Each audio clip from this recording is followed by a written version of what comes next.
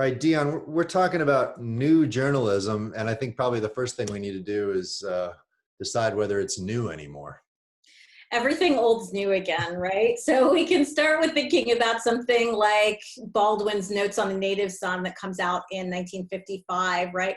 Where he's doing cultural critique, but he's also writing about this burgeoning civil rights movement that's happening in the country. And then we can move to sort of all the things that are happening in the 60s, right? Where there is a lot of social turmoil and revolution. We see these really interesting pieces of writing like In Cold Blood by Truman Capote, Frank Sinatra Has a Cold by Gay Talese that appears in Esquire in 1966. And then in 67, we get Hell's Angels, The Strange and Terrible Saga of the Outlaw Motorcycle Gangs by Hunter S. Thompson.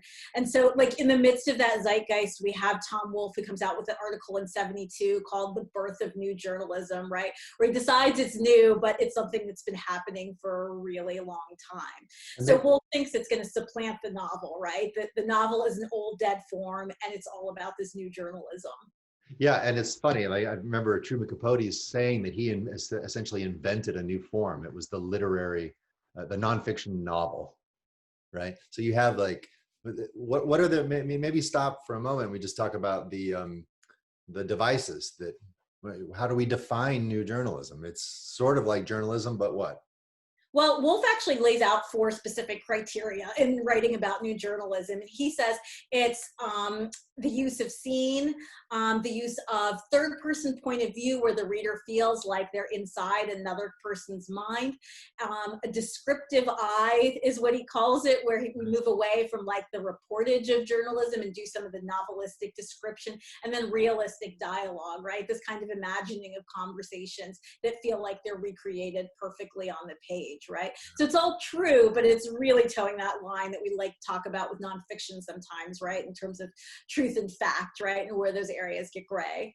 Yeah, I've just been reading The Electric Kool-Aid Acid Test. That's one of Tom Wolfe's, and it's just over the top, subjective, almost surreal prose as he's riding around with Ken Kesey and the Merry Pranksters taking acid on a school bus touring around the United States, right? And that's what's interesting about the form. You've got Wolfe doing that, like using more first-person techniques. And then you have Capote, right? Completely absent, or Gay Talese, completely absent from nonfiction. So from the beginning, it was a disparate group of techniques and writers grouped under this heading, new journalism. So is it new anymore? I mean, how do we see it today? How has it grown up? So Wolfe comes out with this anthology in 73 called The New Journalism, and it's got people like Norman Mailer and John Donne and Gay Talese in it, but it's only got 2 women, right? Joan Didion and Barbara Goldsmith. And so that's a pretty limited and white sort of look at the form, right? We're excluding people like Baldwin in that designation of it. But it never goes away, right? It doesn't sort of stop being a thing in the 70s, right? We see places like The Atlantic and Esquire and GQ continuing to publish what we might call new journalism, right? But then we also see this next generation of writers really taking up the mantle, and this moves from sort of like long form magazine reporting to kind of where we see it now sometimes, which is on the internet in things like longreads.com. We also have some really great nonfiction books that start coming out and becoming bestsellers during the 90s, right?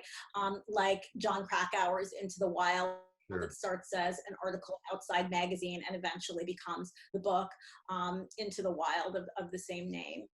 Yeah, and you've got Fast Food Nation, Schlosser. Fast Food Nation by Schlosser. You've got The Orchid Thief, right, by Susan Orlean, that starts out as a small piece in the New Yorker and becomes a book. So all of these things are kind of moving into that sort of contemporary moment. And we also see people who are novelists now writing a lot of what we would call new journalism, right? Zadie Smith writes much more for the New Yorker than she does publishing a new novel every year now. And all of those things kind of fall under that designation of new journalism, where she's writing about things that are going on in the world at this moment. Yeah, Roxanne Gay too, you could add her name to the list, right? Writes for the New York Times.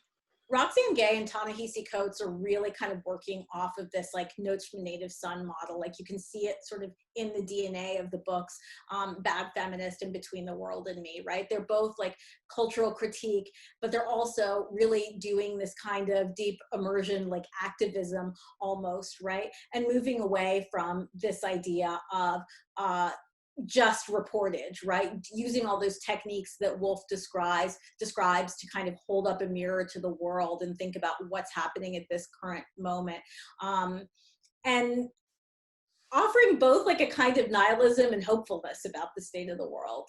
Yeah. And it seems especially resonant right now. I'm just thinking, students, when they want to come study this, there are outlets for them at the university, right? And they can take creative writing classes. Absolutely, right? We can start off with thinking about the classes that we offer in creative writing that are doing this kind of work. We call them creative nonfiction, but there's all kinds of ways to think about doing this kind of journalism across the university, right? Thinking about it in art or thinking about it in documentary filmmaking, right? This kind of work and these telling of true stories is really important right now. The Russian novelist Alexander Solzhenitsyn says a great writer is like a second government for his country. That's why no regime has ever loved great writers, only minor ones. So writing is really an opportunity to engage in this activism and thinking about telling the story of the world that we live in right now. And I think that's really exciting, and those voices are really important. Really exciting, but also a great deal of responsibility comes with that too. Yeah. Absolutely, right?